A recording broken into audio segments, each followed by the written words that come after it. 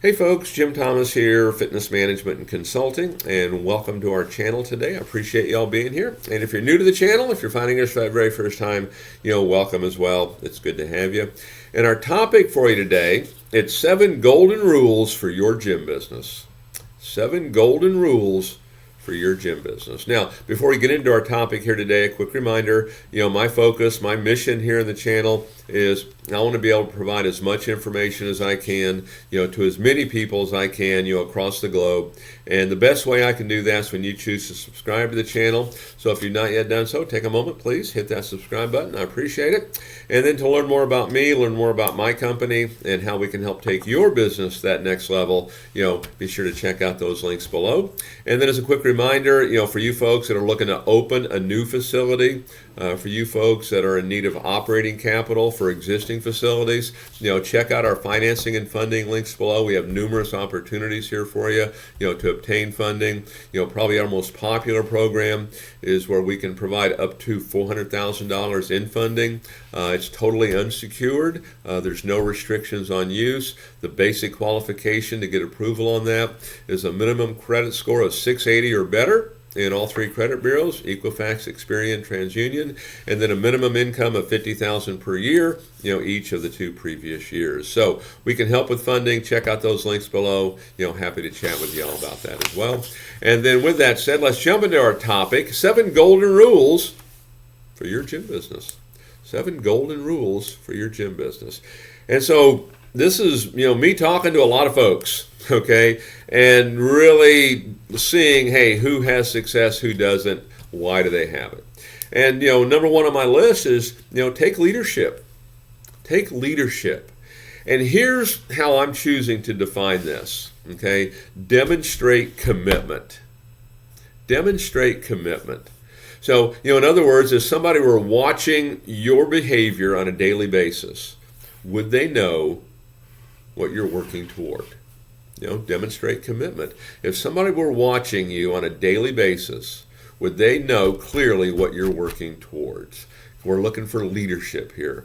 And it's one of the things I could tell you numerous cases where the single biggest problem in that facility is leadership. It's lack of commitment. Okay, and if you're the one in charge, let's make sure we're showing that and make sure we have processes and systems in place, to help other people do it. And I would comment here, this is meant to be an educational thing for you, but if you need help with that, check out the links below. Happy to chat with you on some of this, because some of this, if you're not used to doing it, can be challenging, okay, and I can help you with that. Number 2, identify the hazards. Identify the hazards. What you're looking to do is you want to control your risk. It's kind of like when we're working with a new startup. One of the things we'll do a lot of times with folks that are starting a new gym is in a collaborative manner, we'll help with business planning, we'll help with the educational part. And we want to identify what are the risks. What are the risks?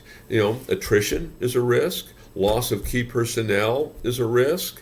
New competition coming in is a risk. Inflation is a risk. World events is a risk.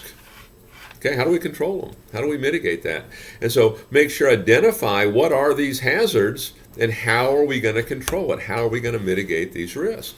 Golden rule number 2, for your gym business. Number 3 on my list of 7 golden rules for your gym business. Number 3, define targets. Define targets. What are your targets?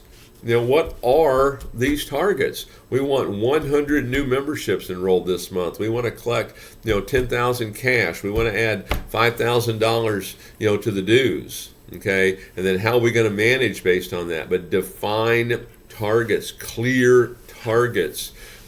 I talk to folks all the time, and I talk to a sales team, and maybe the salesperson, they're not happy because they're not making money. And I say, well, how much are you going to make this month? Well, I don't know. How do you hit a target, that you're not even looking at? Okay, make sure you define these targets as a business. And again, I see this not just with sales folks, but as the business themselves. Have you really defined it? Does everybody know what it is? And are we managing based on those targets? Okay, it's golden rule number 3. Okay, define these targets. Number 4. This is one we spend a lot of time working on. This is actually one of the reasons a lot of people will call me. But have a system, have a process. We need to be well organized here. Okay, but you need to have a system and a process, and maybe not even just a system and a process, but a proven system and a proven process. Do we have a telephone inquiry script? Do we have an outbound call script? Do we have a defined sales process? Do we have a defined membership presentation? Do we have a defined point of sale referral presentation? Do we have all those? You need to. If not, you're just going to be winging it. Because what our job is, if you're in management, if you're in ownership, what our job is to create an environment that allows a motivated person to act. And if we're going to allow folks just to kind of wing it, to do what they think, well, they just don't know. Okay? And even if they did know, people need reminding. Because the way I look at this sometimes, this business, it's like a train going down the track, and we just want to pat it a little bit here and pat it a little bit here, just keep it going straight. Okay? So we want to have a system. We want to have a system. Okay? We want to have a process, and it's got to be manageable. You can check here on the channel for additional information on how to do that, or check out the links below, and happy to chat with you about some of that. Number 5 on my 7 golden rules for your gym business is maintain cleanliness and maintenance in your gym. Maintain maintenance and cleanliness in your gym. You want your gym to be as clean as what you have at home.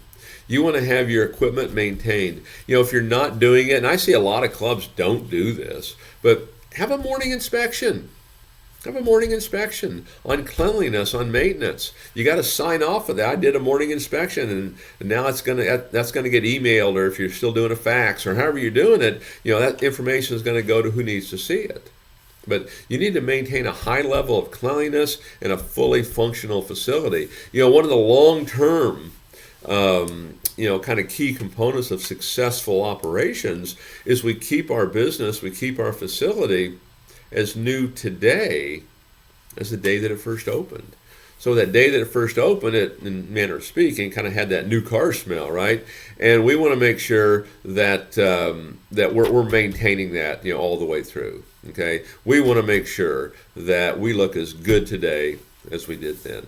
So maintenance and cleanliness, make sure that's at the top of the list here. Number 6, improve qualifications. Improve qualifications. And so here's what I mean. Okay, we've got to train and develop our staff. We've got to train managers. We just don't train them once. None of this is we meet with them once and they're trained. This is ongoing. It's kind of like exercise, kind of like fitness. Okay, if we come in every day and train, come in every day and work, come in every day and do this, come in every day and do it, we're going to get great results. It's the same thing here. You can't just do it every so often. You can't just do it sporadically and expect to get the results you're looking for. Improve the qualifications of your team. You got management training, management trainee training. You've got sales training. You've got instructor training. You're conducting auditions. There's a host of things. This is one of the single most important things you can ever do. Okay? But improve the qualifications of your people by training them. Invest in them. These folks are your brand. Okay, it's not the building. The building's not your brand. It's the people. And actually, that leads into number 7 here. The 7 golden rules for your gym business. Invest in people. Invest in people. Motivate them by participation. Participate. Get people involved. Okay? Invest in your people. Make this a great place to work. Okay? Create a culture that everybody wants to show up. And there's a lot of solutions out there. There's a lot of things that you can do. And again, I'm happy to chat with you if you want to have those kind of conversations. You can check, other videos here on the channel for different things. But, create an environment where people want to go to work for you. Invest in your people. I mean, there's nothing better than that really good person that has, time in the saddle, because the one thing you can't train is experience. Okay, and you want to create that culture. So 7 golden rules for your gym business. How do you look on that? How do you look? Okay, are you hitting on all cylinders? If so, fantastic. If not, let's take a look at it and see if we can't help you go to that next level.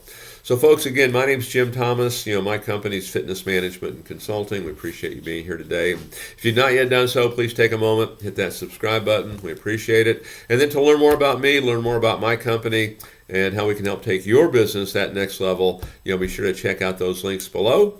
And then for you folks that are looking to open a brand new facility, for you folks that have an existing operation, we can help you with funding and financing. Be sure to check out those links. We really have a program for any kind of a situation. Most popular program, we can help provide funding for up to $400,000. It's unsecured. It's no restrictions on use. And basic minimum qualification for that is a 680 or credit score or better in Experian, Equifax, or TransUnion, and minimum income of $50,000 per year each of the two previous years. So take a look at that if you're looking to grow an existing operation, you're looking to get started. And again, we appreciate you being here on the channel today, and we'll look forward to seeing you all in that next video.